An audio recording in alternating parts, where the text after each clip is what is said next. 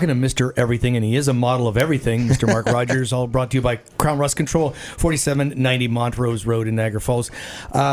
What's left for you? You've toured the world. You've played in some really good bands. So as you look over the next 5 to 6 years of your life, what do you want to tackle as a drummer? Or as a producer or whatever you might? I mean, obviously at this point, I have the opportunity to mentor a lot of younger musicians, younger bands, which I really enjoy. I still love traveling, and I mean, for LMT, the last 6 years, we've concentrated a lot in China, which has been a really wild ride because it's a really difficult country to tour. It's not set up like it is in North America where you drive. We somehow figured it out how to tour in China, and it's a wild place. I'm big in China. I'm a rock drummer. Aren't all rock drummers big in China? It's and different. Rock bands. It's different. It's different. I mean, we've played Japan and Europe, and they're very. They know the history of what we do. They're into jazz. They're into R&B and funk. I don't think people know how big LMT is. That's what just blows my mind. And I didn't either. I'll be honest with you. I thought, you go to a local club here in St. Catharines. Right. And it was just... our model for business, so to speak, has always been, have a great nucleus at home because this is where we live. So between Niagara Falls and Toronto, we can work 5 nights a week and have a really great, loyal audience. We've never been on, had a hit song on Canadian radio. I was going to say, you haven't, eh? No, and then when we travel, it's a whole different world because they're into what we do. They know our history better than people around here. Right. Because that's just the culture of music, especially Europe and Japan.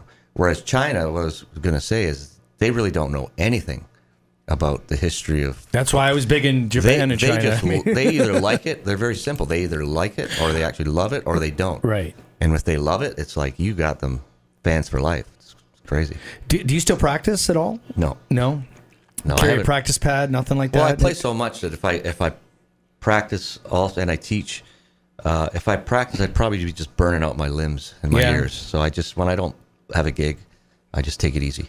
How about drummers that influenced you? We talked about music you listen to now, but even now or back in the day, who do you look to and say, you know what, this is a when I was 7, before I started playing drums, my dad took me to see Gene Krupa at the CNE. And I'm sure, I remember it a little bit. It was a year before he passed away, but I remember it impressing me like, wow. And then a year later, he took me to see Buddy Rich at the same CNE band shell. So those guys in the beginning were big influences. But, listening to bands like Iron Butterfly and my first real drum hero would have been, in rock, would have been Danny Serafin of Chicago. Yeah, absolutely. Chicago's first album. I wore that out playing it. And then I got into, obviously, Zeppelin, John Bonham. So you're a Zeppelin fan? Oh, big time. Yeah. Still am. Isn't it crazy? Ian Pace of Deep Purple was huge. It's crazy what these guys accomplished, like when you talk about John Bonham, because even today you listen to it, probably for the 10 millionth time going, how did he ever come up with that groove or that fill, right? Yeah, just that whole band. Ian Pace of Deep Purple, who was I saw him actually last year in concert. Yeah. Thanks to 91.7 Giant FM. And then I guess when I was 12, I discovered Rush. They were still a local band playing high schools. So would you take that drum seat now that it's available potentially? No, nobody could do what Neil did in that band. Okay. But I got into Rush when I was 12. Funny because that album came out, Fly By Night album. I went to Sam the Record Man with my mom for my birthday to buy Bachman Turnover Drive's 4-wheel drive album. And they, how they used to put records on in the store. And there'd always be a good introduction for how to find new bands. And Anthem came on. And my mom said to me, listen to this drummer. And I go, wow, he's great. But I said, I don't like the singer. She said, I think you should buy this album. And I said, oh, okay.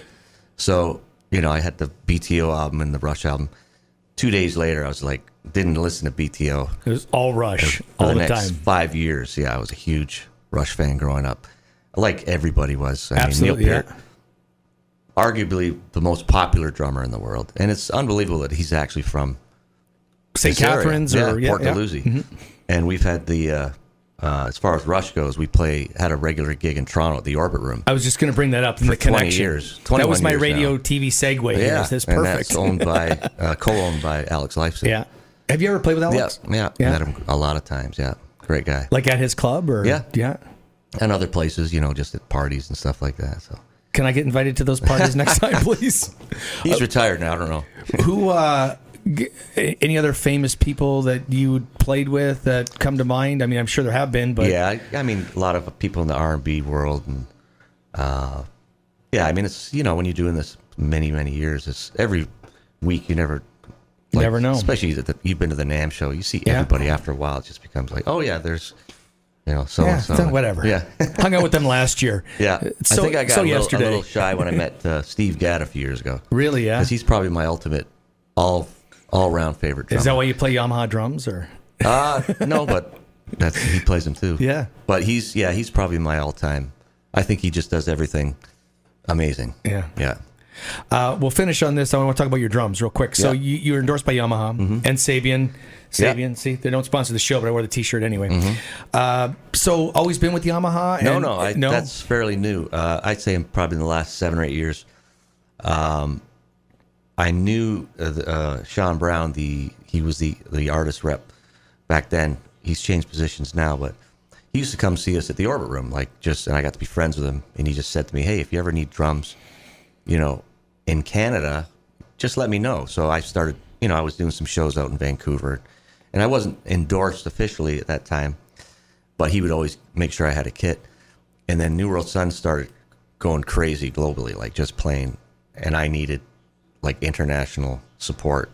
So I asked him, I said, "Hey, can I get an endorsement, I need it now. I actually need an endorsement." I'm somebody now. Yeah. Well, I need it because, sometimes backline aren't tour, the best. Yeah. So he hooked me up with a... So how does that work for an artist? So you're here and you're going to Japan or Switzerland or whatever. So you just call them and say, these are the venues and this is what I need? Or? Yeah, in Europe, they basically...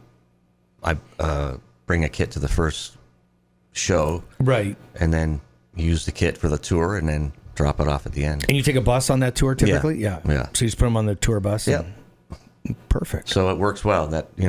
And I really believe Yamaha is the best all-round drum company. I mean, I played Gretsch for many years. I love Gretsch drums. Do you think the drum manufacturer suits a style, I guess? I don't see rock drummers playing Gretsch too often. They'll play DW drums or Tamas. Do you think that they make them Yamaha can kind of cross over? I mean, they do. Definitely. You see rock drummers playing Yamaha. Well, everybody makes great drums. You have, Gretsch makes great shells. DW make great shells. What I think Yamaha makes great shells. I think what the difference with Yamaha is that their hardware is spectacular. Yeah. So pound for pound, they're all around the best drum company. It's funny. I own, for me anyway, a set of Apex and a set of DWs. Yeah. Most of the hardware is all Yamaha. Yeah. No, that's what I started using first. Many years ago, I started just buying Yamaha hardware because it was so good. And your cymbal Sabian? Yep. Always been, or? Yeah, for probably 20 plus years. Just you like the sound of them? I mean, listen, I can't Canadian tell the difference. Company, and I was first time I went to NAMM. A good friend of mine actually, he was on the show, Jeff Salem. Yes, Jeff Salem. Yeah, and the first Salem time I went to hot NAMM, sauce. Jeff was like, "Hey, you're here." He said, "Come with me," and he walked me over to Sabian, and he just said, "Give this guy an endorsement," and they're like, "Okay." Simple, easy. Yeah, and that's how that started, that relationship. We have a lot of drummers on this show, eh? I just thought about that. Mm-hmm. Go figure. Mm-hmm. And I also endorse ProMark drumsticks and Evans drum heads. Yeah. I'm addicted to ProMark 5Bs, and it's interesting because I buy them because I'm not endorsed by anybody. But the 5Bs in my hand, and it's the weight and the throw. I can use a 5B that's made by Vader or somebody else, and it doesn't have that same weight. Yeah. And I don't know what it is. Well, they were bought probably in the last 5 or 6 years by D'Addario. Yes. And before D'Addario, the quality control wasn't great. You get a lot of odd. Is that why I broke so many, or is it just how I play? I don't know. Since D'Addario got it, they updated everything, and they're really great drumsticks now. Yeah. Do you have your own website or no? No. No. Okay, so much for that. LMTconnection.com. There you go. Find me there. Yeah. Go onto YouTube. You got some videos there, some live performances, and Mark Rogers, the model of versatility, both musically and professionally. We're going to end the way we started. It's all brought to you by Krown Rust Control, 4790 Montrose Road, and you're going to go check them out. You said so. That's Absolutely. just awesome. I'll be there next month. Both my vehicles. Appreciate it. Thank you so much. Industry 45 right here on Giant TV.